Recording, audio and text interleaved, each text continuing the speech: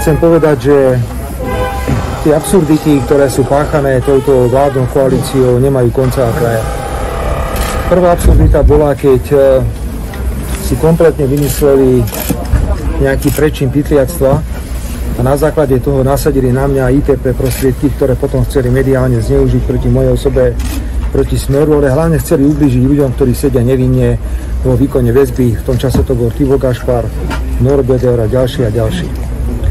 A dnes je to ďalšia absurdita, pretože jediným účelom tohto smiešného zákroku bolo, aby som sa nemohol zúčastniť protestu, autoprotestu. A rovnako si asi myslí pán Mikulec, pán Hamarán a pán Spišiak a ďalší, že ma zastrašia, čo samozrejme je úplne nezmysel.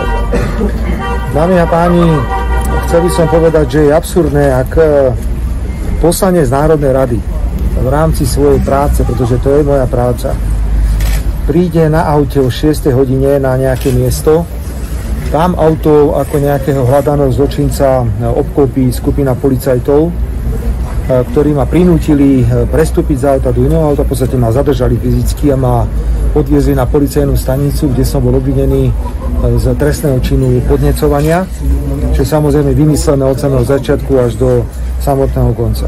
A absurdné je to v tom, že toto musia robiť policajti na pokyn ministra vnútra, voči ktorému dôveryhodní svedkovia hovoria, že zobral 100 000 úplatok. Toto sa všetko robí na pokyn špeciálneho prokurátora Lipšica, čo je pravoplatne odsúdený zločinec. To sa všetko robí na pokyn bandy ľudí, ktorí stoja na čele ministerstva vnútra a policajného zboru. Ja sa naozaj nechcem dotknúť radových policajtov, ktorým to bolo mimoriadne nepríjemné.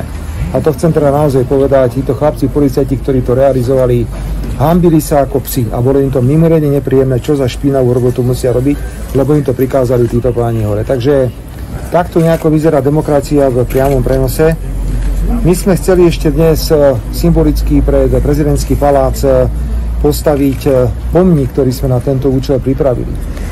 Na tom pomníku je napísané, že tu v nepokoji odpočíva demokracia, ktorá sa narodila v roku 1989 a ktorá zahynula tragicky v roku 2021 po referendovej zrážke spôsobenej prezidentkou Čaputovou a vládnou koalíciou.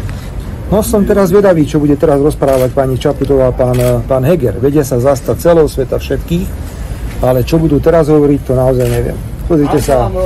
Teraz rozbili nám auto s tým, že zranili aj ochrancu podpredsedu Národnej rady, mu nastriekali sprej do očia. Nožom do Tocko rozbili. A komu rozbili auto? Nám, vaše, tvoje. Áno? Dobre, nebudem to komentovať, ak predpokladám, že to asi nebol nejaký normálny človek, nejaký blázon to bol.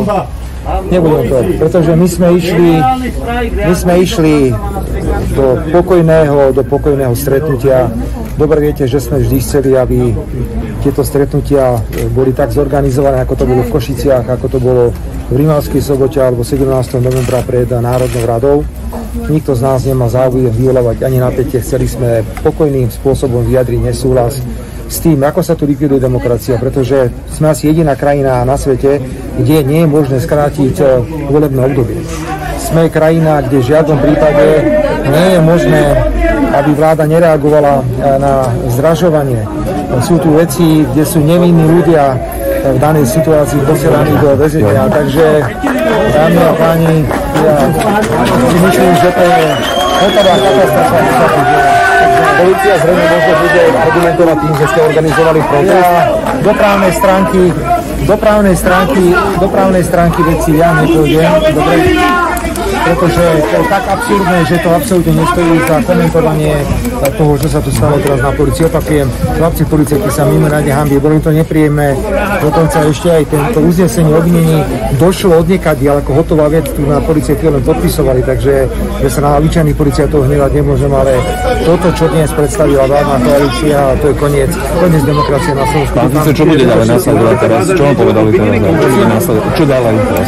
Čo som obvinený? Ja Ja viem, že vy ste sa tešili tu na záchodu, len máte smeru. Pán Fico, čo konkrétne vás obvinili? Viete to nejako? Vraj nejaké podnecovanie, ale ja som nepodnecoval. Ja som došiel o 6 hodine kľudne na aute na jedno miesto. Tam auto bolo obkolesené policajtami a prinútili ma, aby som prešiel do policajného auta.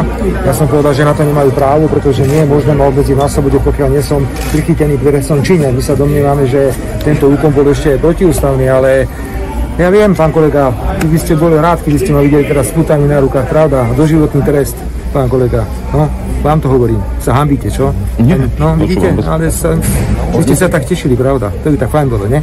Čo o tom poviete? Keď poviete. No, jasne, že keď poviete, vy ste boli prvý, ktorí ste získali odrazu.